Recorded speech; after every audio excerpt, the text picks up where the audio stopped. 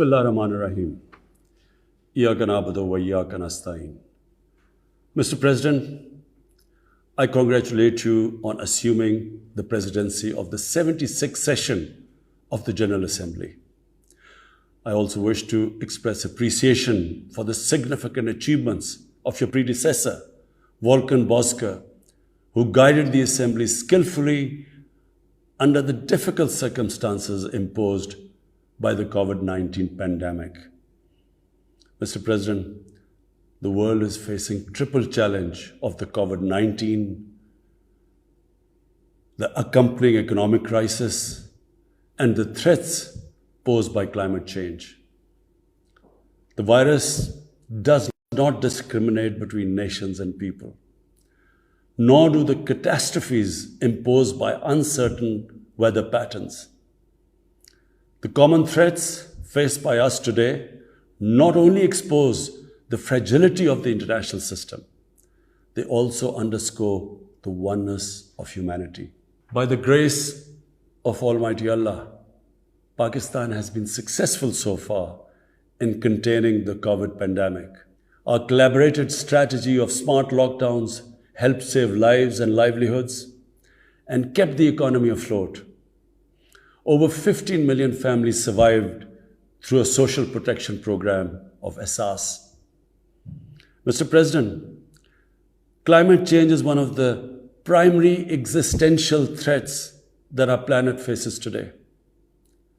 Pakistan's contribution to global emissions is negligible, yet we are among the 10 most vulnerable countries to the effects of climate change in the world. Being fully aware of our global responsibilities, we have embarked upon game-changing environmental programs. Reforesting Pakistan through our 10 billion tree tsunami, preserving natural habitats, switching to renewable energy, removing pollution from our cities, and adapting to the impacts of climate change. To address the triple crisis of COVID pandemic, economic downturn, and climate emergency, we need a comprehensive strategy that should include, number one, vaccine equity. Everyone, everywhere, must be vaccinated against COVID, and as soon as possible. Two, adequate financing must be made available to developing countries. This can be ensured through comprehensive debt restructuring, expanded ODA, redistribution of unutilized SDRs, and allotment of a greater proportion of SDRs to developing countries.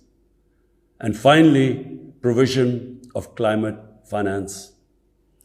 Three, we must adopt clear investment strategies which help alleviate poverty, promote job creation, build sustainable infrastructure, and of course, bridge the digital divide. I propose that the Secretary General convene an SDG summit in 2025 to review and accelerate implementation of sustainable development goals. Mr. President, because of the plunder of the developing world by their corrupt ruling elites, the gap between the rich and the poor countries is increasing at an alarming speed. Through this platform, I've been drawing the world's attention towards the scourge of illicit financial flows from developing countries. The Secretary General's high-level panel of financial accountability, transparency, and integrity, called the FACT-I panel, has calculated that a staggering $7 trillion in stolen assets are parked in financial haven destinations. This organized theft and illegal transfer of assets has profound consequences for the developing nations. It depletes their already meager resources. accentuates the levels of poverty, especially when laundered money puts pressure on the currency and leads to its devaluation. At the current rate, when the FACTI panel estimates that $1 trillion every year is taken out of the developing world, there will be a mass exodus of economic migrants towards the richer nations.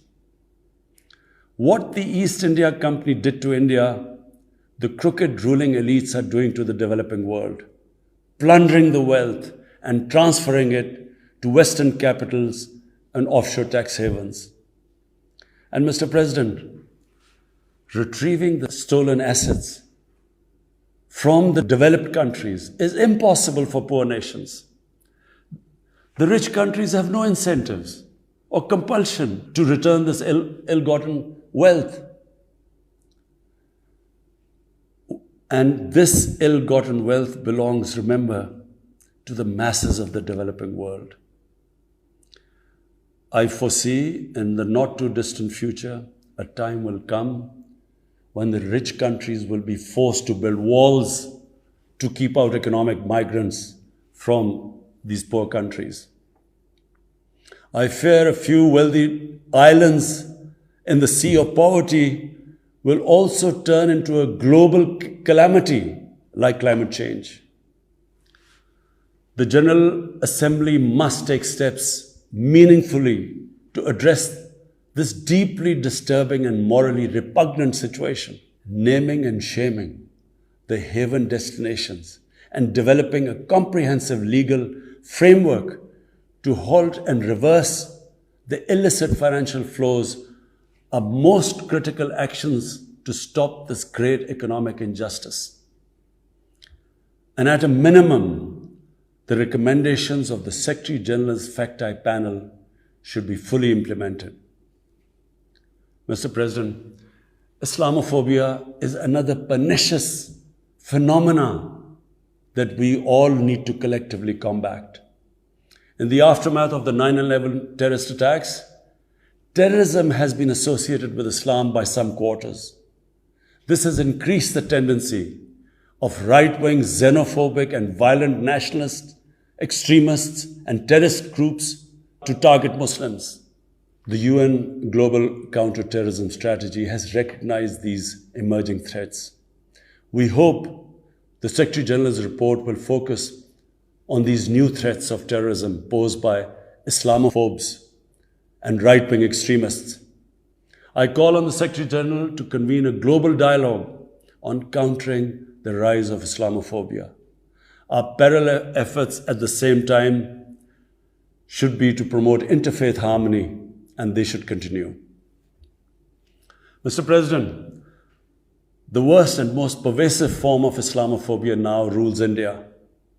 The hate-filled Hindutva ideology propagated by the fascist RSS BJP regime has unleashed a reign of fear and violence against India's 200 million Muslim strong community. Mob lynching by cow vigilantes, frequent pogroms such as the one in New Delhi last year, discriminatory citizenship laws to purge India of Muslims, and a campaign to destroy mosques across India and obliterate its Muslim heritage and history are all part of this criminal enterprise. New Delhi has also embarked on what it ominously calls the final solution for Jammu and Kashmir dispute.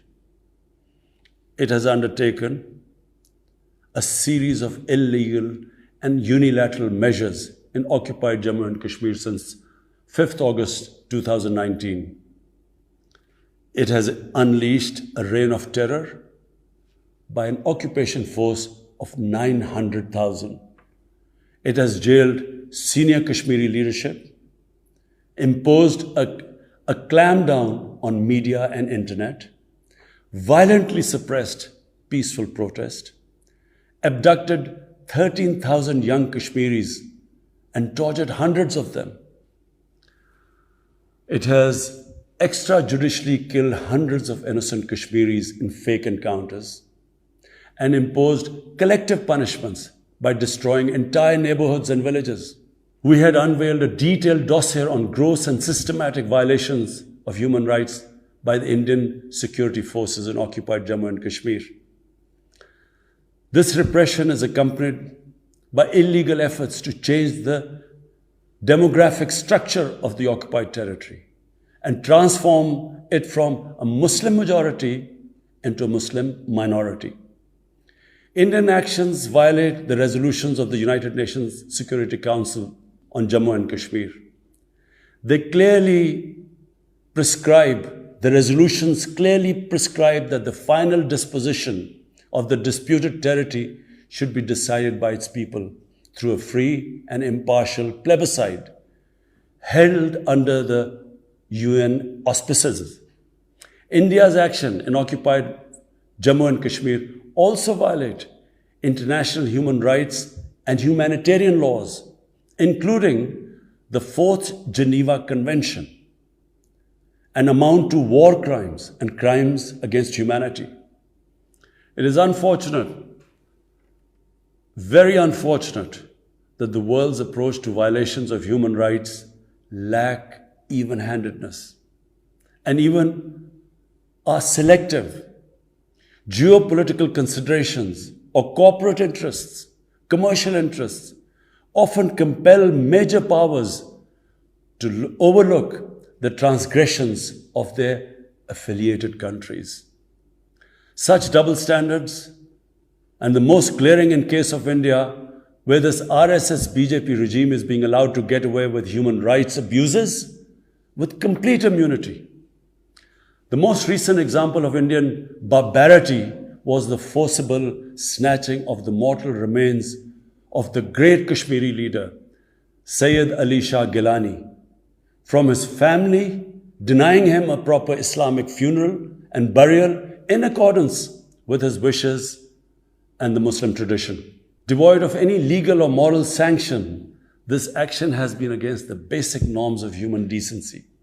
I call on this General Assembly to demand that Sayyid Gilani's mortal remains be allowed to be buried in the cemetery of martyrs with the appropriate Islamic rites.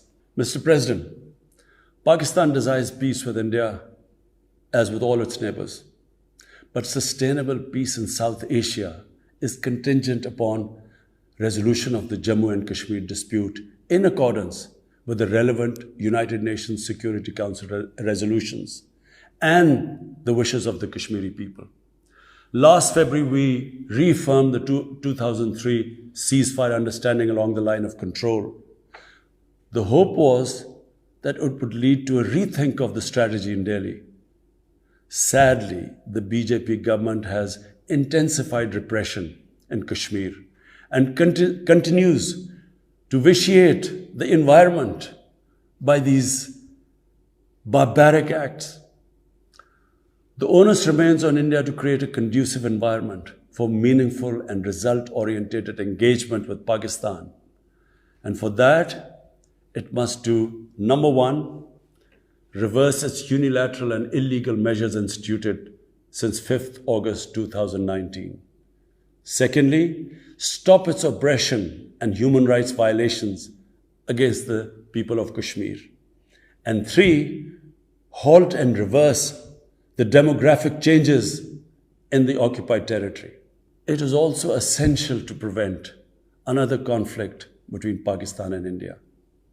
India's military buildup, development of advanced nuclear weapons, and acquisition of destabilizing conventional capabilities can erode mutual deterrence between the two countries. And now, Mr. President, I want to talk about Afghanistan. The current situation in Afghanistan, for some reason, Pakistan has been blamed for the turn of events by politicians in the United States and some politicians in Europe. From this platform, I want them all to know the country that suffered the most, apart from Afghanistan, was Pakistan when we joined the US war on terror after 9/11. 80,000 Pakistanis died. $150 billion was lost to our economy. There were 3.5 million internally displaced Pakistanis. And why did this happen? In the 80s, Pakistan was a frontline state in fighting against the occupation of Afghanistan. Pakistan and the United States trained mujahideen groups to fight for the liberation of Afghanistan. Amongst those mujahideen groups were Al-Qaeda, were various groups from all over the world. They were mujahideen, Afghan mujahideen. These were considered heroes. President Ronald Reagan invited them to White House in 1983. And according to news items, he compared them to the founding fathers of the United States. They were heroes. Come 1989, the Soviets leave. So do the Americans, abandon Afghanistan. Pakistan was left with 5 million Afghan refugees. We were left with sectarian militant groups which never existed before. But the worst cut of it was that a year later, Pakistan was sanctioned by the US. We felt used. Fast forward 9/11, Pakistan is needed again by the US because now their US-led coalition is now invading Afghanistan, and it could not happen without Pakistan providing all the logistical support. What happened after that? The same mujahideen that we had trained that fighting foreign occupation was a sacred duty, a holy war or jihad, they turned against us. We were called collaborators. They declared jihad on us. Then all along the tribal belt bordering Afghanistan, the Pakistan semi-autonomous tribal belt, where no Pakistan army had been since our independence, they had strong sympathies with the Taliban, Afghan Taliban, not because of their religious ideology, but because of Pashtun nationalism, which is very strong. Then there were 3 million Afghan refugees still in Pakistan, all Pashtuns, living in camps, 500,000, the biggest camp, 100,000 camps. They all had affinity and sympathies with the Afghan Taliban. So what happened? They too turned against Pakistan. For the first time, we had militant Taliban in Pakistan.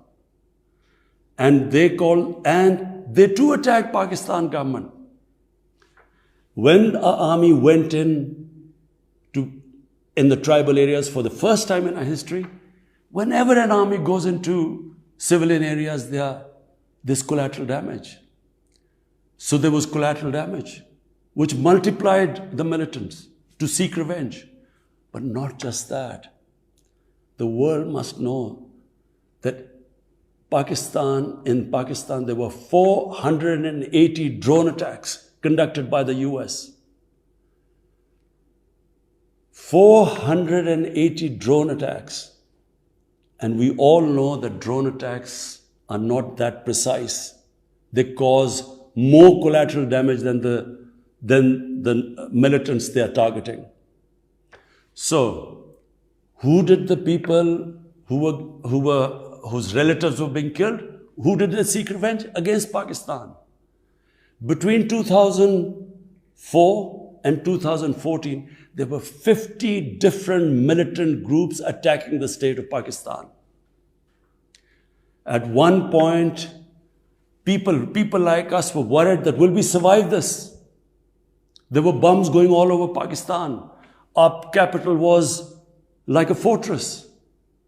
Had it not been for one of the most disciplined army in the world and one of the best intelligence agencies in the world, I think Pakistan would have gone down. So when we hear this at the end, there's a lot of worry about in the US about taking care of the people who helped them, the interpreters and everyone who helped the US. What about us? The only reason we suffered so much was because we became an ally of the US, of the coalition in the war against Afghanistan, where there were attacks being conducted from Afghan soil into Pakistan. At least there should have been a word of appreciation. But rather than appreciation, imagine how we feel when we are blamed for the turn of events in Afghanistan. After 2006, it became apparent to everyone who understood Afghanistan's history that there would be no military solution in Afghanistan. I went to the US, I spoke to think tanks, I met at the time Senator Biden, Senator John Kerry, Senator Harry Reid. I tried to explain to them that there would not be any military solution and political settlement was the way to go forward. No one understood then. And unfortunately, in trying to force a military solution is where US went wrong. And if today,